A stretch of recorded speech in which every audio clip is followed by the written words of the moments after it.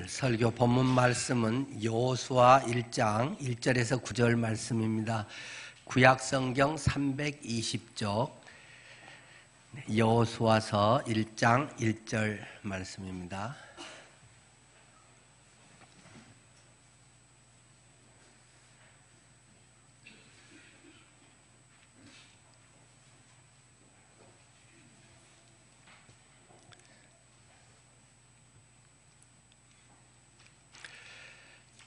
여호와의 종 모세가 죽은 후에 여호와께서 모세 수종자 눈의 아들 여호수아에게 말씀하여 이르시되 내 종 모세가 죽었으니 이제 너는 그 모든 백성과 더불어 일어나 이 요단을 건너 내가 그들 곧 이스라엘 자손에게 주신 그 땅으로 가라. 내가 모세에게 말한 바와 같이 너희 발바닥으로 밟는 것은 모두 내가 너희에게 주었노니 곧 광야와 이 레바논에서부터 큰 강 곧 유브라데 강까지 해쪽 속에 온 땅과 또 해지는 쪽 대해까지 너희의 영토가 되리라. 내 평생에 너를 능히 대적할 자가 없으리니 내가 모세와 함께 있었던 것 같이 너와 함께 있을 것이니라. 내가 너를 떠나지 아니하며 버리지 아니하리니 강하고 담대하라. 너는 내가 그들의 조상에게 맹세하여 그들에게 주리라 한 땅을 이 백성에게 차지하게 하리라. 오직 강하고 극히 담대하여 나의 종 모세가 내게 명령한 그 율법을 다 지켜 행하고 좌로나 우로나 치우치지 말라. 그리하면 어디로 가든지 형통하리니 이 율법책을 내 입에서 떠나지 말게 하며 주야로 그것을 묵상하여 그 안에 기록된 대로 다 지켜 행하라. 그리하면 내 길이 평탄하게 될 것이며 내가 형통하리라. 내가 내게 명령한 것이 아니냐. 강하고 담대하라. 두려워하지 말며 놀라지 말라. 내가 어디로 가든지 내 하나님 여호와가 너와 함께 하느니라 하시니라. 아멘. 오늘 저는 믿음의 사람 하는 제목으로 말씀을 드리겠습니다. 믿음의 사람. 믿음의 사람의 특성은 여러 가지가 있겠지만 저는 오늘 그 중에 중요한 한 가지만을 말씀드리려고 합니다. 믿음의 사람의 특징은 담대함입니다. 오늘 본문에서도 강조해서 우리에게 말하고 있는데 믿음의 사람은 담대하게 되어 있다. 또 스스로 담대해져야 된다 하는 것을 우리가 기억해야 할 것입니다. 오늘 본문의 말씀은 어둡게 시작하고 있습니다. 여호와의 종 모세가 죽은 후에 모세가 죽어버렸다라는 것에서 출발하고 있는 것입니다. 우리는 새해 희망찬 모습으로 이제 이틀만 있으면 2019년을 맞이하게 됩니다. 그러나 새해에 대해서 긍정적으로 밝게 전망하는 사람은 거의 없는 것 같습니다. 경제적인 부분에서도 성장률은 계속 국가에서 지표를 낮추고 있고 우리 자신만 하더라도 몸이 지금보다 더 특별히 좋아지겠습니까? 지금 특별히 아픈 분은 이제 그거 나으면 되겠지만 특별히 아픈 것 없는 분은 그냥 보통 연세가 들어가면서 한다면 지금보다 특별히 좋아질 것 같지는 않고 계속 저희 교회도 이제 연세들이 많아지시니까 전혀 생각지 않았던 그런 중병들도 수시로 찾아오고 있는 걸 우리가 경험하지 않습니까? 또 재정 수입은 더 얼마나 좋아질까요? 특별히 저금을 많이 해놨다든가 연금이 있다든가 고정적으로 또 되는 분들은 이제 그게 있겠고 그런데 그것이 얼마나 더 늘어나지는 또 별로 않을 것 같습니다. 또 갈수록 점차 퇴직하게도 되고 점차 우리의 생활이 생활적으로도 어려워질 가능성이 많지 돈이 더 특별히 생길 것 같지는 않습니다. 물론 개인적으로는 여러 상황에서 굉장히 좋아진 분도 당연히 있겠지만 보편적으로 보면은 지금보다 특별히 나아질 걸 기대하는 것은 그냥 막연한 희망사항이지 실제로 뭐 별로 좋아질 가능성 없다는 것은 지난 여러 해를 통해서 우리는 많이 경험해 오고 있습니다. 모세가 죽은 후에 죽음으로 시작되는 것은 얼마나 어두운 참 안타까운 일입니까? 창세기는 태초에 하나님이 천지를 창조하시니라.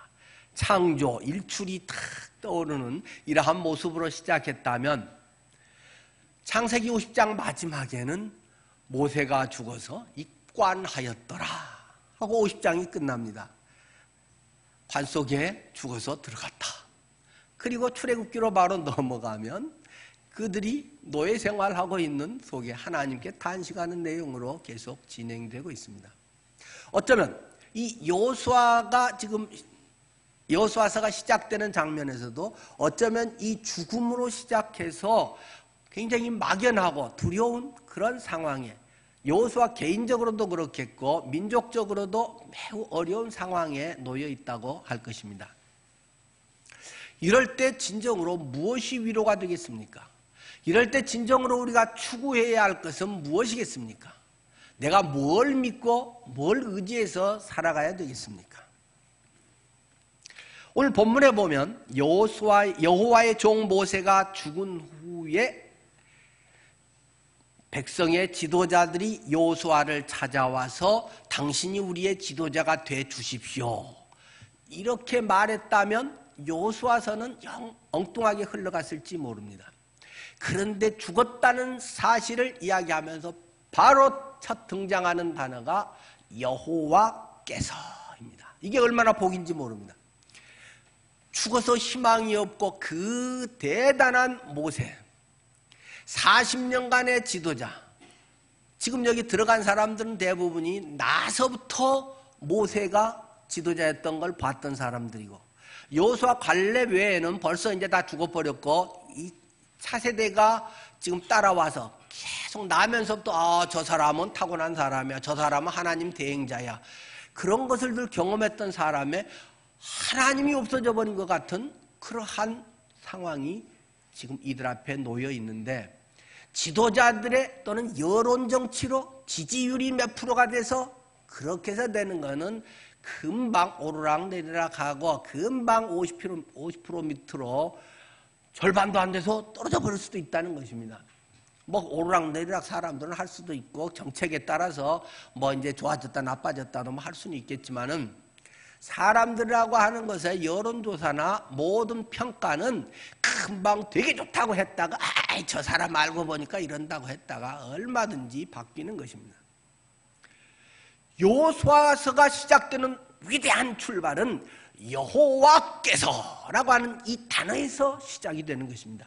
여호와께서 모세의 수종자 눈이라고 하는 아버지의 아들 여호수아에게 말씀하여 이르시되, 하나님의 말씀이 그 암울한 현실 속에 참으로 막막하고 계속 희망이 없는 상황에 여호와께서 말씀하여 이르시되, 거기에서 새로운 역사가 펼쳐질 것을 우리에게 말씀하고 있습니다. 내 종 모세가 죽었으니, 많은 사람들은 신앙생활하면서 때로는 믿음이 좋은 것 같은데 이 현실 인식이 안 되는 분들이 종종 있습니다. 하나님은 다 잘되게 해주실 거야, 하나님 믿으면 다 복되게 하셔, 다 잘돼, 뭐 이렇게 생각하는데 현실이 그런가요? 안 그런 것이 많이 있잖아요. 하나님을 정말 신실하게 아름답게 했는데 어디 사고가 날 수도 있고 어디 사기를 당할 수도 있고 아플 수도 있고 자녀가 큰 문제가 생길 수도 있고 얼마든지 우리들 주변에 많은 걸 우리는 실제 보고 있지 않습니까? 모세가 죽은 건 죽은 것입니다. 모세가 죽었는데 모세를 살리겠다고 막 전능하신 하나님하고 막 부활시켜 주십시오 하고 막 200만 명, 300만 명이 모여서 거기에 뭐 100일 금식 기도를 하고 뭐 해봐야 쇼하는 거지. 아무 소용없고 100일 금식 기도하다가 다 죽어버리지. 대책이 안 되는 것입니다. 크리스찬들의 이 굉장히 두 가지 이 갈등, 이 두 가지가 늘 이 예리하게 살아 있어야 됩니다. 하나는 현실 인식이고 하나는 믿음의 눈입니다. 현실 인식과 믿음의 눈 결단, 이것이 없으면 크리스찬의 삶이 엉망이 돼버리고 맙니다. 세상 사람들보다 사는 게 사실 그런 점에서는 어려운 것입니다. 세상 사람들은 아주 머리 잘 굴려서 세상의 일 흐름 잘 갖고 빨리 치고 빠지고 뭐 이렇게 해서 돈 벌고 뭐 이렇게 흐름을 따라가면 웬만큼 괜찮게 살 수 있는 것이 사회지 않습니까? 그러나 현실 인식과 함께 크리스찬은 진실하고 하나님의 뜻이 뭐지? 하나님이 이렇게 해서 돈 벌라고 했나? 하나님이 이걸 원하나? 하나님이 나에게 앞으로 원하는 건 뭐지? 뭘 손해보면서라도 해야 될 게 뭐지? 이거를 생각하게 해야 되기 때문에 크리스찬의 삶이 훨씬 어렵고 매우 성숙이 필요한 것입니다. 그냥 뭐 주일날 좀 와서 예배 좀 하면 하나님이 뭐 복되게 해줄 거다. 그래가지고 될 리가 없습니다. 모세가 죽었으니 현실은 분명하게 직시를 하고 그러니까 이제 너는 상황은 어둡다 뻔히 아는 이 얘기입니다. 뭐 잘 될 게 별로 있겠습니까? 경제가 더 좋아질까요? 뭐 돈을 얼마나 뭐 국가에서 뭐 많이 지원해 주겠습니까? 다 밑에 돌 빼가지고 위에 얹어주고 다 그게 그거지 뭐 특별한 게 있겠습니까? 이제 너는 그렇다고 뭐 나는 그냥 가만히 불구경하듯이 해서는 안 되는 거죠. 이제 너는 이 모든 백성과 더불어 일어나 이 요단을 건너 내가 그들과 이스라엘의 자손에게 주는 그 땅으로 가라. 막막하다고 주저앉아 있지 말고 하나님께서 주는 그 땅으로 가거라. 내가 모세에게 말한 바와 같이 너희 발바닥으로 밟는 것은 모두 내가 너희에게 주었노니 내가 너희에게 주리니 이렇게 성경 기록하고 있지 않습니다. 모두 너희에게 주었노니 현재형도 미래형도 아니고 과거형으로 벌써 등께 나버렸다. 하나님은 말씀하고 있습니다. 통장에 벌써 입금 끝내버렸어 라고 말씀하고 있습니다. 그런데 어떻게 해요? 가만히 있으면 너희 발바닥으로 밟는 곳은 주저앉아 있지 말고 일어나서 실수도 하고 발바닥으로 밟는 곳은 너의 족적을 남겨라. 믿음의 흔적을 남겨라. 하나님 앞에 순종의 삶의 발자취를 남겨 걸어가야 되는 것입니다. 하나님의 일들이 그저 쉽게 하나님 복 주세요 하고 뭐 기도 몇 시간 좀 하고 뭐 한두 달 했다고 그런 억지가 어디 있겠어요? 특별한 때 사람의 힘으로 할 수 없을 때 또 뭐 늘 당연히 기도해야 되는 것이 그리스도인의 삶이지만 나가서 일하는 게 어렵겠어요? 기도하는 게 어렵겠어요? 이 추운데 나가서 일하는 게 어렵지 기도하는 게 어렵겠어요? 전에도 말했지만 기도도 결코 쉬운 건 아닙니다. 제가 9시간에서 하루에 12시간씩을 한 10일간은 집중을 한번 기도해 봤는데 허리도 아프고 정말 하루에 한 평균 10시간 기도하니까 힘들더라고요. 그런데 그게 힘들겠어요? 노가다해서 뭐 해서 힘들겠어요? 노가다해서 돈 버는 게 힘들지. 그것은 그래도 방 그런 대로 뭐 난방도 되고 거기에서 다 해서 누가 그냥 밥도 해주면 밥 때 되면 가서 먹으면서 막 기도만 집중하는 거 그거는 그렇게 어려운 게 아닙니다. 한번 10시간 해보십시오.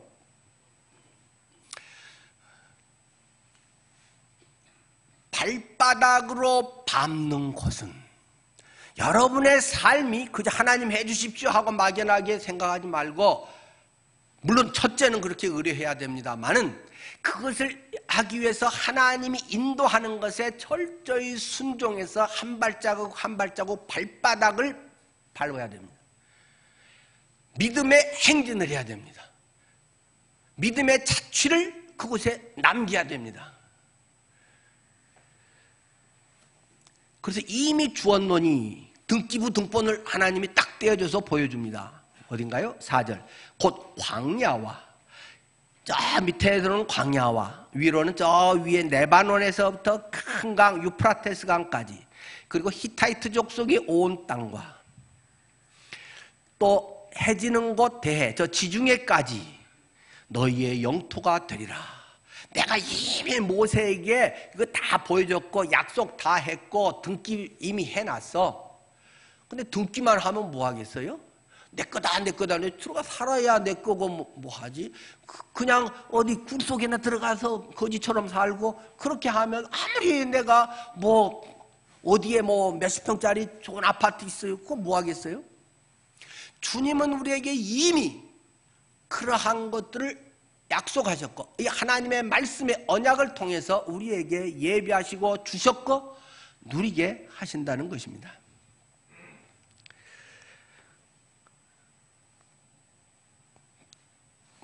그러면서 동시에 이야기하는 것이 내 평생에 너를 능히 대적할 자가 없으리니 내가 모세와 함께 있었던 것 같이. 갑자기 너를 능히 대적할 자가 없으리니 요수아가 뭐 이렇게 한다고 하면 박수치고 막 고마워하면서 다 말 잘 들을 것 같지만 안 그런 게 현실이잖아요.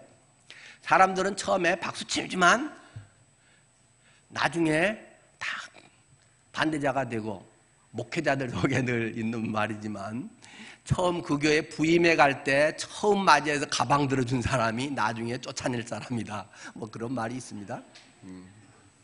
막 하고 막 목사님하고 막 잘 이렇게 해주는 것 같은데 나중에 그분 그렇게 인정 안 해주고 막 그분이 교회에서 안 띄워지고 그러면 반대판 무리들 이렇게 해갖고 영향력이 있으니까 주로 재무집사라든지 뭐 이런 사람들이 많죠. 근데 돈 딱 이게 쥐어 틀어지고 잘 안 내주고 뭐 일 못하게 하고 자꾸 태클 걸어서 쫓아내는 게 적지 않은 일입니다. 그러니까 모세같이 위대한 사람, 그렇게 희생적인 사람, 정말 모든 것 바쳐서 하신 그 모세에게도 사람들이 들이받은 사람이 한 명도 아니라는 것입니다. 그 중에 조금 같은 계통이 있는 사람은 낫나 했더니 그 사람들이 더한다는 것입니다. 고라 자손, 레위족 속으로 같은 모세하고 같은 가문인데 아론은 대제사장 했으니까 그 중에서 제일 고라 자손이나 뭐 그런 계통들이 요 사람들이 주동해서 지만 레위족 속이냐? 나도 레위족 속인데 지만 앞에서 하냐? 뭐 지나나나? 뭐 이래가면서 제일 들이받고 제일 골치 아프게 한 사람들이 뭐 고라자손이나 그 앞에 사람들이었다는 것입니다. 여러분 교회는 평안한가요? 아마 제가 알기로 우리 교회만큼 평안한 데가 별로 없는 걸로 압니다.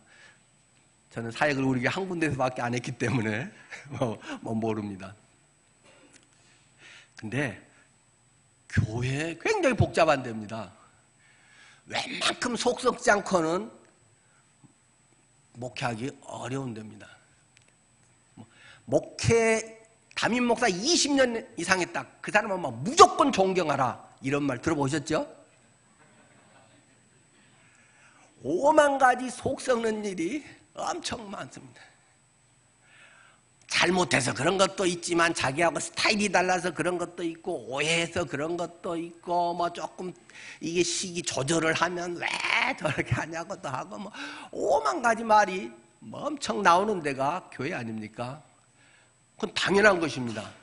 죄인들의 모임이고 하나님의 일을 해야 할 영적 선봉대에 있는 무리가 교회이기 때문에 사탄은 그걸 자꾸 깨야 사탄의 역사가 이게 발휘되는데 교회가 힘을 못 쓰는 거잖아요. 그래서 할 수 있는 대로 교회를 깨고 큰 교회를 더 깨뜨리려고 하는 것이 사탄의 역사고 그거는 이제 뭐 목사님이 잘하는데도 그런 것도 있지만 목사님도 처음에는 아주 순수하게 잘했다가도 나중에 인간적인 생각과 내가 이만큼 뭐 해서 이제 이렇게 됐네 하면 또 기득권을 찾으려고 하고 자기의 또 인간적 욕심이 생겨서 또 그러는 경우도 많잖아요.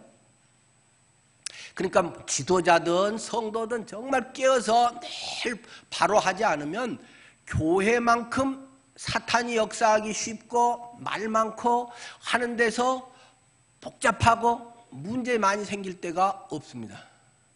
딴 데는 뭐 직장 그런 데는 뭐 잘 되든 못 되든 남들이 말 안 하잖아요. 근데 교회에서 하면 믿는 것들이 더해. 교회가 하고 막 카메라 렌즈 들이대면 정말 창피하잖아요.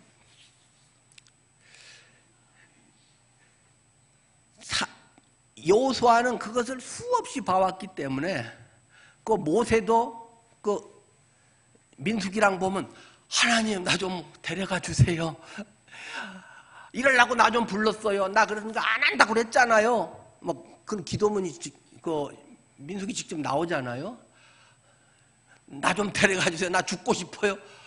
내가 왜 이렇게 해요? 이거 1, 2년도 아니고 뭐 10년, 20년도 아니고 40년간 결국 그렇게 하지만 그것을 여호수아는 옆에서 맨날 비서처럼 다니면서 너무 많이 봤기 때문에 오히려 알면 더 겁나서 못할 수도 있잖아요. 그러니까 하나님께서 여기에 내 평생에 너를 능히 대적할 자가 없으리니 그렇게 너 들이받아도 내가 너 지켜줄 거야. 너 괜찮아. 끝까지 할 수 있어. 그 말을 처음 모세에게 시키면서 앞에다가 이 말을 일부러 하는 것입니다. 거기서 내가 모세와 함께 있었듯이 너무 여호수아는 걸 잘 아는데 너와 함께 있을 것임이니라. 모세에게 했던 만큼 내가 너한테도 꼭 그렇게 해줄게 하고 하나님께서 약속의 위로의 말씀을 하고 계시는 것입니다. 내가 너를 떠나지 아니하며 버리지 아니하리라. 네 절대 안 떠날 거야. 너 절대 안 버릴 거야. 모세는 또 실수한 것도 있었잖아요. 그래도 하나님께서 끝까지 인도해 주셨듯이 네도 인간이니까 실수할 수 있겠지. 그래도 내가 너를 버리지 않아. 너 떠나지 않을 거야. 너무 실수 겁내지 말고 너무 잘하려고 하지 말고 진실한 마음으로 주님을 사랑하면서 네가 할 수 있는 최선을 주님을 위해서 쏟아부어서 하면 돼. 주님은 우리에게 말씀하시지 않습니까? 그러면서 그 속마음을 너무 잘 아시는 주님께서 계속 반복해서 또 말씀을 하십니다. 6절 강하고 담대하라. 강하고 담대하라. 주님의 일을 하려면 강하고 담대해야 됩니다. 그저 물러 터져가지고 성도들이 이렇게 하자면 이렇게 하고 저렇게 하자면 저렇게 하고 그런 사람은 꼭 나중에는 핑계대게 돼 있습니다. 나중에 잘못되면 집사님들이 그러자고 해갖고 했는데 아이고 뭐 회의에서 그렇게 했는데 이런 사람은 빨리 지도자 내려놓고 나와야지. 사람의 비율을 다 맞출 수가 없습니다. 비전을 보고 아무래도 지도자가 제일 먼저 보지 않겠어요? 뭐 제일 잘하는 건 당연히 아니겠지만은 그것을 보고 방향성을 갖고 그것을 향해서 그러나 다른 것도 참고는 하고 그렇게 해서 나가야지. 사람들이 뭐 이렇게 하자고 해서 하고 저렇게 하자고 해서 누가 책임질 거예요 그걸? 사람들은 1, 2년 안에 것만 주로 이야기를 하지만 10년을 보고 20년을 내다보고 방향성을 가지고 해야 되는 것이지 지도자가 5년도 못 내다보고 뭐 그냥 있는 것 같고 한다. 그런 사람은 빨리 내려와야 그것을 살리는 것이지 그냥 사람들 비유 맞추고 이럴 생각을 하면 안 됩니다. 여러분이 운영위원으로 집사님으로 사랑방 목자로 일을 하면서 정말 주님의 사랑으로 섬겨야 되지만 사람들이 이러자고 하면 피곤해 그래 그러면 뭐 이번 쉬지 뭐 아이고 2가정밖에 못 모이는데 뭐 재미없겠네 그만 쉬지 뭐 이래가지고는 주님의 일을 이룰 수가 없습니다. 나 혼자라도 우리 집에서 예배한다. 이 정도 각오는 돼야 주님의 일을 하는 것이고 주님이 그런 것 속에 그 간절함 주님을 향하는 진실함 그 애틋한 마음 아까도 이 눈물 뭐 1000번을 불러봐도 그걸로 봤더니 우리 죄송합니다 곽영미 집사님이 눈물을 막 흘리면서 수건으로 닦으시던데 내 눈에 흐르는 눈물이 예수 그리스도로 인하여 내 가슴에 타는 열망이 영혼들을 향하는 간절한 내 마음의 열망이 주님의 십자가의 사랑이 사무치게 내 속에서 솟구치는 눈물이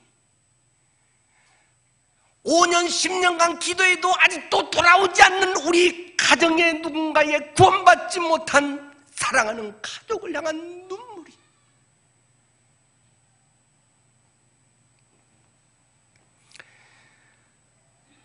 우리들 속에 그런 것이 회복돼야 됩니다. 그러기 위해서는 강하고 담대해야 됩니다. 뭐 뒤에 말씀드리겠지만 강하고 담대하다는 게 뭔가 하는 것을 뭐 세게만 말한다고 지금 제가 오늘 왜 이래 오늘 목사님 저렇게 세게 말해 연말이니까 이해해 주세요. 한 해 잘 마무리하고 또 근데 주님의 심정이 사실 여기서 그러지 않겠어요? 여호수아야 강하고 담대해라 내가 같이 있어줄게 이렇게 말했겠어요 주님이? 지금 두려워 벌벌 떨고 있는 내까지 게 깜도 안 냈는데 무슨 모세를 대신하는 신의 대행자처럼 하나님과 직접 대면하고 막 능력이 나타나고 지팡이로 막 반석을 깨뜨려서 막 폭포수처럼 쏟아지게 하고 그런 별별일 했던 여호수아가 그전 했던 기적이 뭐 어디 기록된 게 있나요?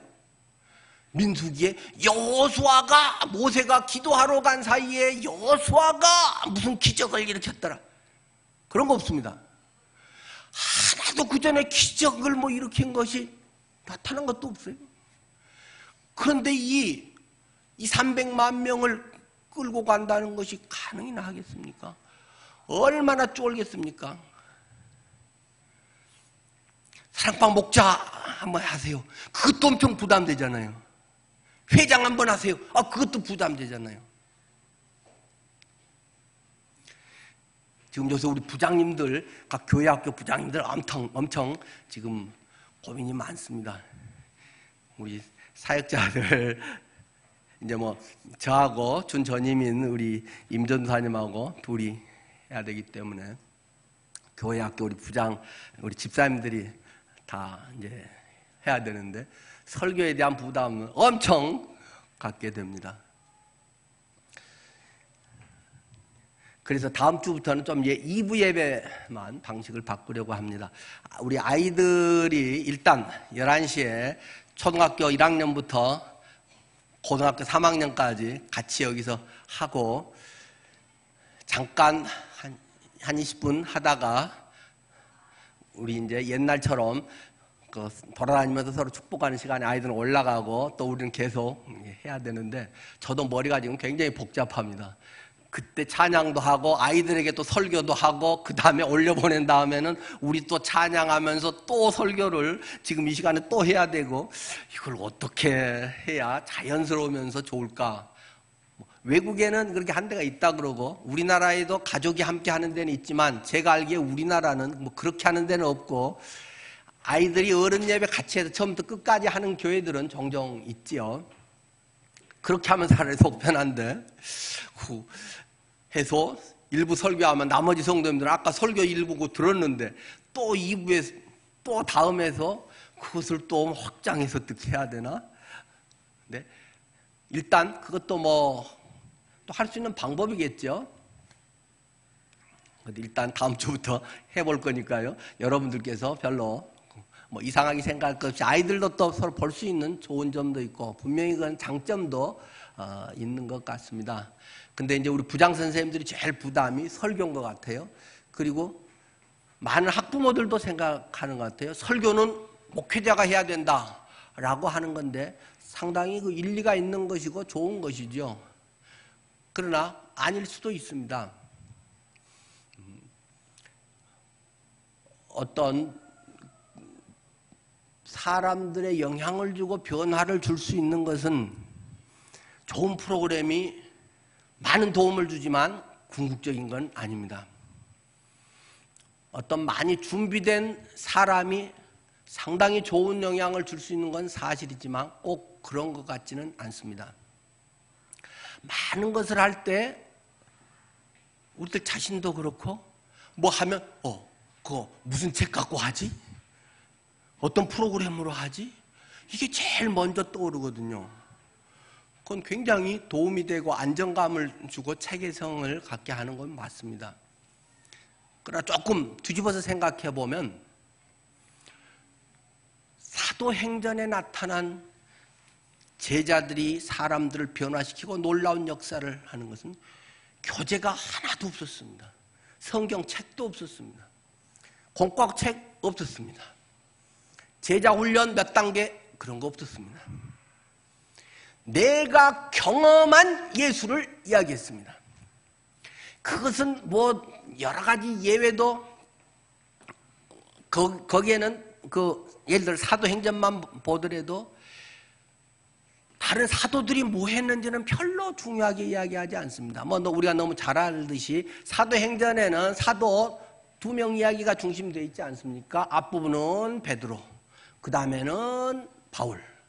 베드로와 바울 둘이고 나머지 사도들은 뭐 했냐? 뭐 말도 없습니다. 물론 이제 외증으로 나중에 12사도에 대한 여러 이야기들이 전승으로 전해지는 것들이 있고 뭐 그런 책들이 뭐 더 많은 인도 가서 뭐 해서 순교를 당했고 어쩌고 이제 다 그런 이야기가 있습니다만 성경에는 없습니다. 빌립 같은 사람, 빌립이 이디오피아 내시를 전도해서 뭐 어떻게 하고 뭐 빌립의 뭐 딸들이 어떻게 하고 사도 빌립에 대해서는 그 이후로 사도행전에 한 단어도 없습니다. 전부 뭐 7 일꾼이라고 할 수 있고 뭐 집사라고도 할 수 있고 한 그 빌립이 한 거지 사도 빌립이 한 건 아니라는 것 잘 기억하시죠? 순교자라는 원어의 단어라든지 이 증언이나 이런 건 같은 것입니다. 예수 그리스도를 네가 참으로 경험했는가? 예수 그리스도가 보라에서 지금 내 가운데 있는가? 그분이 너의 주인인가? 그분이 나를 어떻게 인도하시고 어떻게 변화시키고 어떻게 살게 하시는가? 이것을 그들은 전했을 뿐입니다. 그랬더니 막 뒤집어지는 역사가 일어났다는 것입니다. 아, 내가 인생 헛살았구나.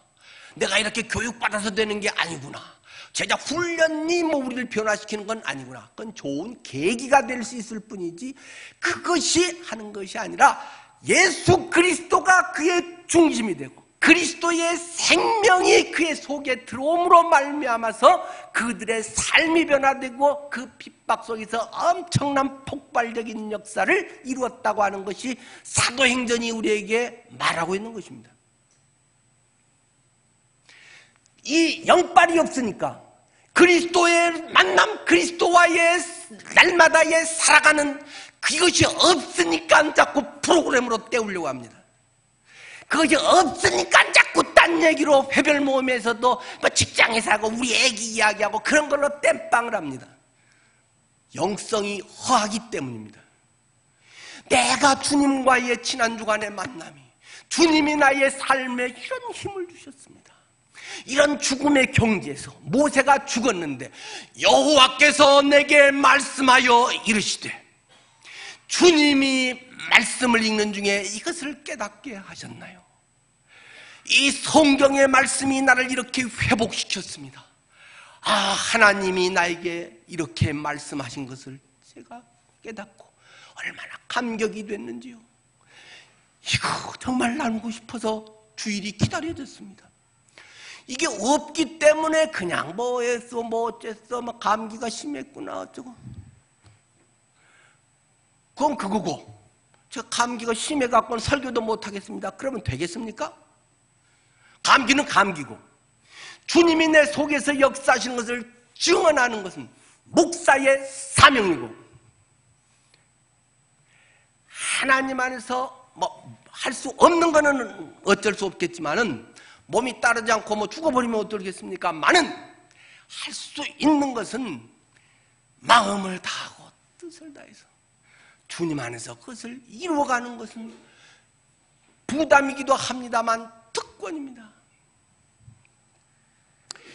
그 일이 그러나 그저 쉽게 되는 것은 아니고 엄청 부담 가운데 희생 가운데 되는 일이라는 것을 주님은 너무 잘 알고 있습니다. 현대인의 많은 특징은 부담을 잘 안 가지려고 합니다. 다른 것도 너무 실제 복잡하잖아요. 골치 아프고 피곤하기 때문에 교회는 쉬러 오는 데지 안식에 쳐서요. 그게 너무 심해갖고 또 설교 때 졸고 계시고 뭐 그러기도 한데 뭐 그것도 은혜긴 은혜입니다만 본인이 손해겠죠 뭐. 엄청 부담이기 때문에 주님은 강하고 담대하라. 강하고 담대하지 않으면 할 수가 없습니다. 그저 만만하게 해서 뭐 운동 하나 잘하는데도 뭐 엄청 돈 들이고 시간 들여야 되고 악기 하나 잘하는데도 엄청 그것에 뭐 평생을 해도 뭐 그걸 완성을 못하기도 하고 뭐 어느 하나 하는데도 뭐 평생을 하고 우리들의 삶에서 부담 없이 시간 들이고 돈 들이지 않고 되는 것은 없습니다. 그렇기 때문에 주님은 우리에게 말씀하십니다. 강하고 담대하라. 내가 그들의 조상에게 맹세하여 그들에게 주리라 한 땅을 이 백성에게 차지하게 하리라. 조상에게 맹세했다고 하나님은 또 말씀합니다. 그냥 스치듯이 뭐 이래 줄까? 주면 좋겠니? 뭐 이렇게 물어본 것도 아니고 내가 줄게! 가거라. 주님은 맹세했다. 하나님이 맹세했다. 그것을 너에게 주겠다. 믿어. 내가 해. 하고 주님은 말씀하셨습니다. 그 정도 해갖고 한다면 얼마나 좋겠습니까? 많은 여호수아 같은 사람도 그 정도 하나님이 말해갖고는 계속 두렵다는 것입니다. 알긴 알겠는데요. 그래도 하고 뭐 현실을 꼽아보면 못할 게 훨씬 많이 생각나는 법입니다. 그러니까 하나님께서 다시 7절에 또 금방 강하고 담대하라 하는 앞에다가 또 단어를 하나씩을 또 집어넣어서 말씀하십니다. 오직 강하고 극히 담대하여. 강하고 담대하라. 오직 강하고 극히 담대하여. 이런 부사를 하나씩 딱딱 집어넣어가지고 하나님께서 강조를 하십니다. 나의 종 모세가 너에게 명령한 그 율법을 다 지켜서 행하고 좌로나 우로나 치우치지 말라. 그리하면 어디로 가든지 형통하리라. 하나님의 언약, 하나님의 말씀을 붙들고 사는 그 길을 쫓아가야 될 것을 우리에게 이야기하면서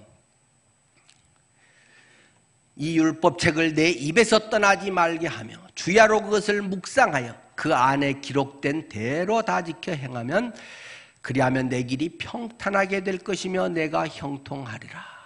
내가 내게 명령한 것이 아니냐.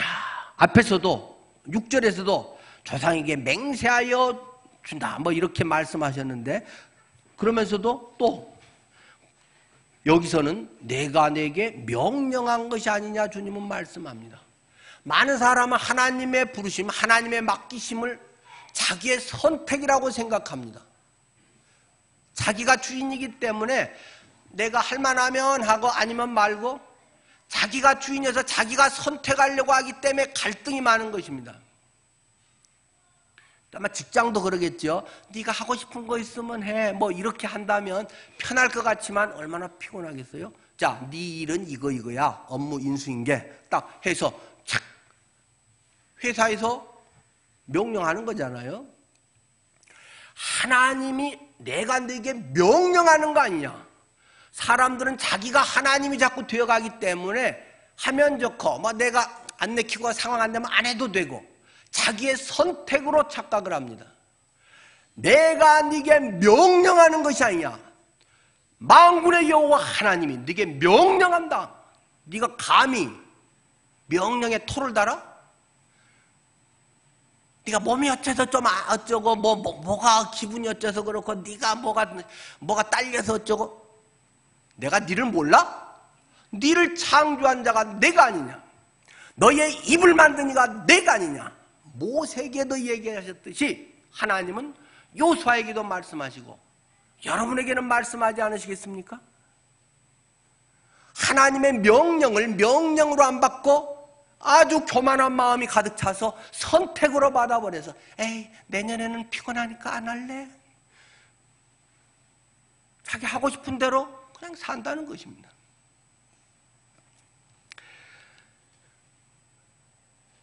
많은 사람들이 나는 뭐 목회자도 아닌데 흔히 이렇게 생각하는 것이 있습니다. 그건 아주 사탄의 고도의 전략입니다. 그것은 어디서 나온 것입니까? 로마 가톨릭에서 나온 것입니다. 로마 가톨릭이 사람들 바보 만들기 위해서 만든 것이 사제그룹과 평신도 그룹입니다. 그 당시는 성경도 없었고 사본밖에 없었죠. 구텐베르그 성경이 나온 때가 1400년대니까 그 이전에 이 뭐 성경이 쓰여진 뭐 100년대부터 뭐 구약은 뭐 물론 훨씬 이전이지만 신약만 하더라도 다 베끼고 또는 종이도 굉장히 귀하고 하던 때라 뭐 성경을 갖고 있는 사람은 아주 드물고 그걸 뭐 거의 읽어본 사람은 뭐 아주 드물고 그러던 시대이기 때문에 로마 카톨릭이 사람들 바보 만들기 딱 좋다는 것입니다. 자기 필요한 구절 몇 개 딱 읽어놓고 하나님의 말씀입니다. 무조건 순종하십시오. 뭐 이런 식으로 해서 앞뒤 아무 관계도 없이 아멘만 바보같이 시켜놨기 때문에 나는 시킨 대로만 하면 돼. 그런데 성경은 우리에게 분명하게 오늘 우리에게는 개역 개정판도 만들고 그것도 어려우면 쉬운 말 성경도 만들고 그렇게 해서 번역까지 해서 다 주어주고 너는 왕 같은 제사장이야. 너는 제사장이야. 평신도가. 그런 말이 성경에 어딨니?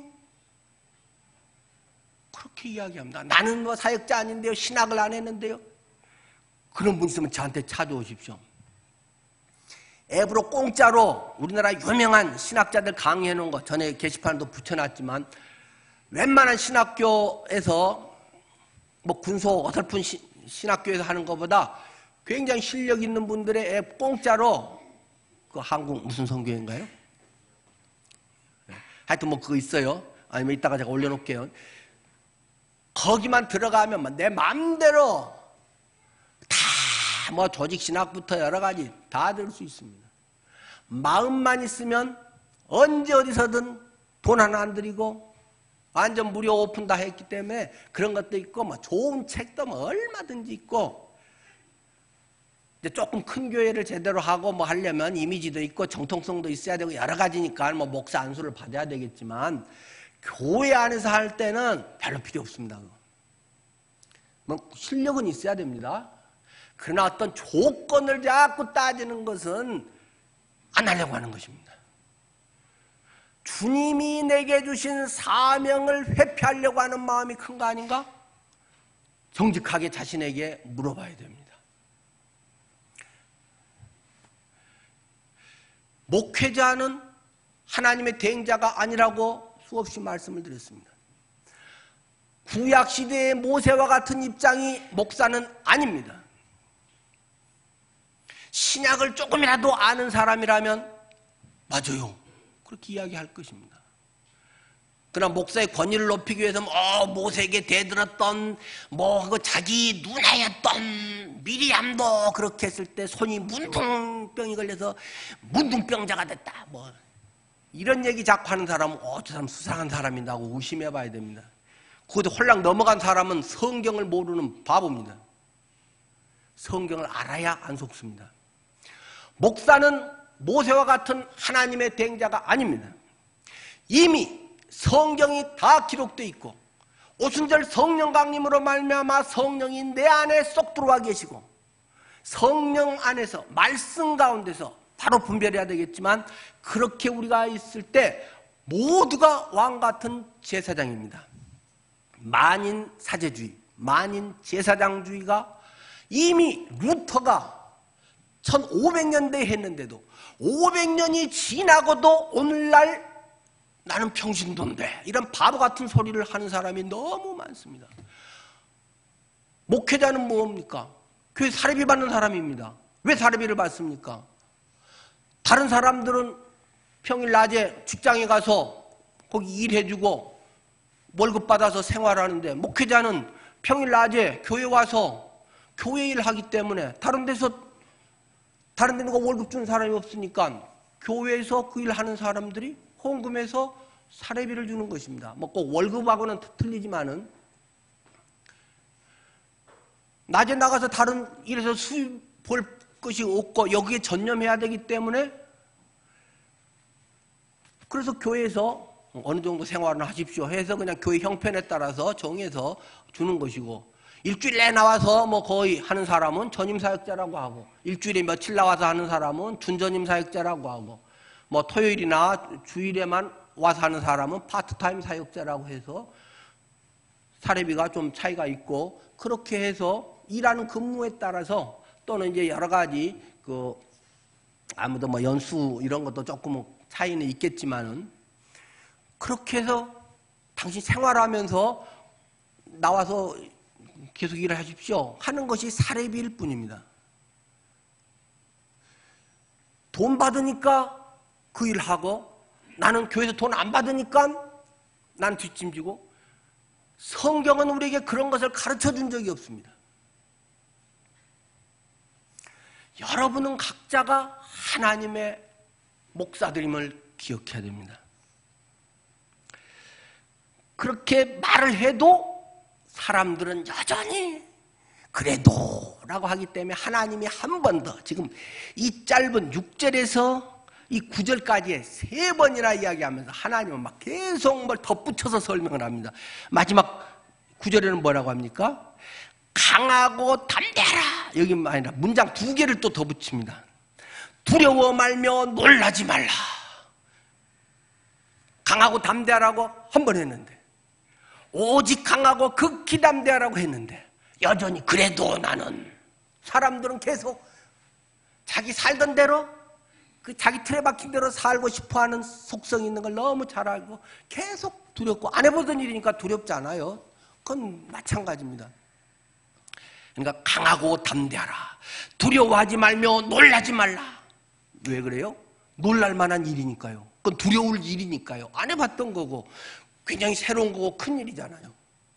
그건 당연히 누구나 두렵고 놀라운 일입니다. 두려우니까 안 할래요. 이게 하나님의 명령이 아니냐. 내가 네 보고 선택하라고 그랬니? 할 건지 안 할 건지 내가 너한테 물어봤어? 하라고 명령한 거지. 주님은 우리에게 물론 요수아에 준 것과 모든 사람에게 준 게 뭐 같을 수는 없겠지만 신약의 우리의 관점의 어느 부분에서는 규모의 차이지만 하나님의 사람으로 살아가는 믿음의 사람의 모습에서의 그렇다는 것을 말씀드립니다. 그런데 성경은 되게 쉬운 책입니다. 성경은 아주 간단합니다. 그러면서 해법 해가지고 막 한 10개, 20개는 해도 이게 해결이 안 될 텐데 하나님은 모세한테도 그러더니 또 요수아에게도 써먹는 방법이 아주 단순합니다. 그냥 한 문장입니다. 뭡니까? 내 하나님 여호와가 너와 함께 하느니라. 요거밖에 없습니다. 어디를 지날 때는 내가 뭘 어떻게 해주고 뭘 하면 뭐 돈을 어떻게 해주고 어떻게 하면 뭐 건강을 챙겨주고 이런 말 한마디도 안 하고 하나님은 참 속도 편하신 분이에요. 나도 이런 거 이것만 한다면 하나님 되겠어요? 신성모독인가요? 성경의 원리는 아주 단순한 것입니다. 뭘 모르니까 막 복잡해지고 뭐가 모르겠어요. 그런데 요거 하나 하나님이 나와 함께 하신다. 임마누엘. 보라 처녀가 잉태하여 아들을 낳으리니 그 이름을 임마누엘이라 하리라. 이는 번역한즉 하나님이 우리와 함께 계시다 함이니라. 그것을 마태복음 마지막에서 볼지어다 내가 세상 끝날까지 너희와 항상 함께 있으리라. 임마누엘. 성경은 임마누엘로 시작해서 임마누엘로 끝납니다. 하나님의 영이 수면에 운행하셨다. 그 어둠 속에 흑암이 깊음 위에 있는 거지. 창세기 1장에서 하나님의 신 성령이 그 이야기를 흑암 가운데서 하더니 임마누엘. 신약에서도 결국 임마누엘입니다.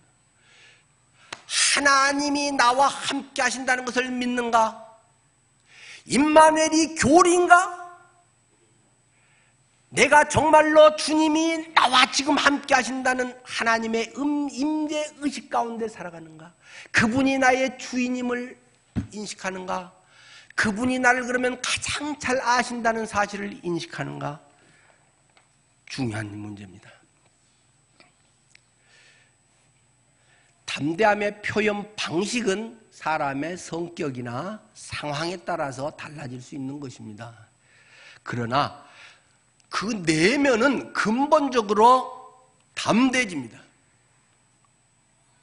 제가 어제 우리 형제 자매의 기도 오면서 맨 밑에 주님은 나의 최고봉에 그 구절하고 글 올리잖아요. 주님은 나의 최고봉 어제 날짜에 이거였죠. 진리를 알고 나면 우리 인생은 결코 이전과 같을 수 없다. 주님을 알고 나면 우리는 결코 이전처럼 살면 안 되느니라. 가짜복음. 이전과 같이 살 수 없다. 물론 거기에는 순종이라든가 좀 뭐 성수의 훈련도 있겠지만 근본적으로는 내 안에 예수의 생명, 부활의 역사가 내 속에 있기 때문에 그런 일이 일어난다는 것입니다. 그 R.A. 토레이라고 무디 성경학교 초대 교장하고 무디와 같이 사역했던 대천덕 신부가 할아버지 있죠. 그분이 그 글에 이렇게 이야기하더라고요. 빌기를 다하며 모인 곳이 진동하더니 무리가 다 성령이 충만하여 담대히 하나님의 말씀을 전하니라. 사도행전 4장 31절 인용하면서 성령이 충만하여 담대히 하나님의 말씀을 전하니라. 많은 사람들은 선천적으로 소심합니다. 그들은 그리스도를 위해 일하기를 원하지만 두려움에 사로잡힙니다. 그러나 그들이 성령님을 의지한다 하면 담대하게 해주실 것입니다. 베드로는 인간적으로 용감한 듯 하면서도 겁쟁이였지만 성령님의 도우심으로 말미암아 두려움을 극복하고 이 성전 미문에 나면서부터 못 걷게 된 자를 고치고 그 사내들인 공회에 신문 받으면서도 그들과 맞서 그들의 죄를 꾸짖었습니다. 베드로가 갑자기 용감해진 건가요? 그들의 역사는 오순절 성령 강림으로 전적으로 달라졌습니다. 내 안에 하나님의 영이 임재하는가? 하나님이 내 안에 계시는가? 주님이 나와 함께 하고 있는 것을 확신하는가? 그렇다면 가라! 됐다! 그거 하나만 제대로 붙들어도 된 거야. 뭘 실력이 없기 때문에 많이 뭘 하고 본인은 확신이 없고 순종을 안 하려고 하기 때문에 뭘 많이 복잡하게 막 끌어붙이는 것이지. 굉장히 무식하게 이야기를 하면 적어도 가장 핵심적인 이거. 주님이 나와 함께 하신다. 주님이 나의 형편을 하신다. 주님이 나를 창조하셨기 때문에 나를 가장 잘 아신다. 주님은 어떤 것도 변화, 어떤 것도 합력에 선을 지실 수 있다. 그분이 나를 참으로 사랑하신다. 십자가에서 모든 것을 찢어서 모든 것을 아낌없이 주셨던 하나님이에요. 그 예수 그리스도가 너희에게 뭘 아끼겠느냐? 하나님은 목이 타도록 성경 곳곳에서 성경을 안 읽어서 그렇지 성경을 읽으면 수시로 터져나오는 주님의 짝사랑의 고백이 우리를 향해 터져나오고 있습니다. 믿음은 담대하게 합니다. 믿음은 결단하게 합니다. 어떤 걸 결단하는데 많은 어려움은 손해 안 보려고 하기 때문입니다. 고생 안 하려고 하기 때문입니다. 뭐가 좋은지를 잘 몰라서 하는 것은 뭐 괜찮습니다. 오늘 점심 때 뭘 먹을까 그런 거는 뭐 믿음하고 별 상관이 없는 거지만 어떤 인생의 중요한 일에서 결정하는 것은 내가 손해볼 각오하고 하나님이 그더 기뻐하시겠다 하고 질러버리면 하나님이 인도하셨구나 하는 것을 얼마 안 가서 경험하게 됩니다. 믿음은 담대하게 하고 결단하게 하고 실행하게 합니다. 실천의 삶을 살게 합니다. 모세의 기적은 홍해를 갈라지게 했습니다. 근데 여호수아는 법궤를 제사장들이 메고 요단강을 건너가서 발을 물에 디딜 때 일어났죠. 어쨌든 이제 모세 죽은 뒤에 그 뭐 일어난 일이잖아요. 근데 왜 그랬을까? 제 같으면 그때도 모세 지팡이를 갖다가 이렇게 딱 하면 될 걸. 모세 지팡이가 있었잖아요. 나중에 법궤 속에 이제 아론의 쌍난 지팡이든지 뭐 계속 그것을 뭐 버렸겠어요? 잘 뭐 간직했을 텐데 그렇게 하면 딱 쉽게 갈 텐데 관록도 있고 옛날 간증도 있고 그런데 하나님은 자꾸 공식을 깨뜨리는 하나님이다. 남이 저랬기 때문에 나서 이러면 될 거지. 속 보인다. 그러면 내가 하나님이겠냐? 니들 수준이지? 자꾸 하나님은 방법을 바꾸십니다. 왜요? 방법을 의지하지 않고 하나님을 의지하게 하기 위해서 하나님은 자꾸 되도록 안 써먹는 방법으로 인도하신다는 걸 기억하십시오. 믿음이 있어야 그걸 따라가는 거지요. 성경에 성전 나오지도 않은 것들을 오늘은 일으키시지 않겠어요?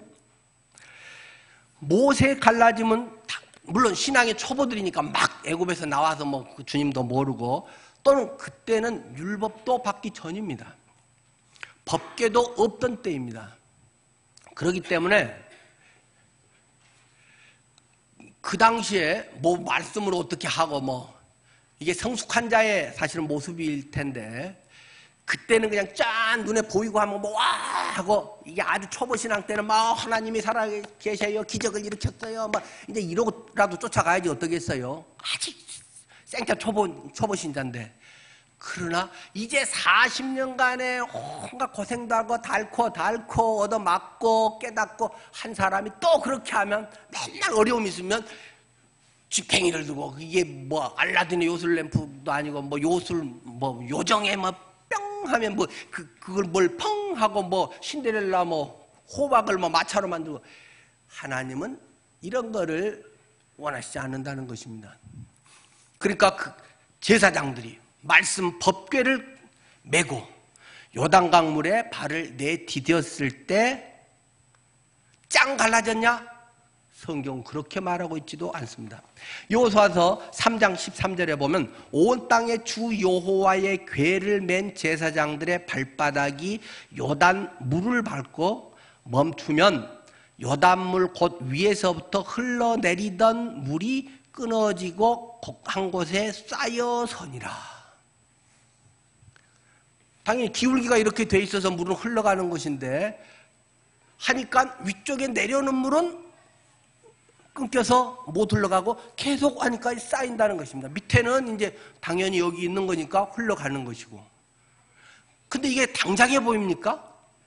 모세짱 할 때는 뭐 1분만 해도 벌써 와 갈라졌네, 이제 하나님이 역사하셨어 하지만 이 물이 쌓이는 것은 금방에도 1분 됐다고 해서 이쪽까지 싹 빠지는 것도 아니고 여기서 1분 동안 쌓인 것이 뭐 쌓이는 것 같긴 하네 이러지만 그것이 한참 쌓여서 걸어갈 정도 되려면 한참 시간이 걸려야 됩니다. 말씀에 의지해서 믿음으로 살아가는 것은 한 방에 그냥 팍 아니건 팍 돼갖고 할렐루야 초보 신앙이다 뭐 생각하면 속편하겠습니다. 믿음으로 했습니다. 그 다음에 하나님 알아서 하세요. 물이 쌓이고 좀 1시간쯤 지나 보니까 신기하다, 걸어가도 되겠네 하는 것들이 생기는 것입니다. 믿음은 담대하게 합니다. 여러분들의 담대함이 두려움을 갖게 하지만 담대하게 내딛으면 평안이 옵니다. 이거는 믿음과 순종의 사람들이 경험하는 일이고 경험해보지 않으면 아무리 말해봐야 그냥 똑같은 얘기 불과한 것입니다. 여러분들의 하나님의 샬롬이 체험되기를 축원합니다. 기도하겠습니다.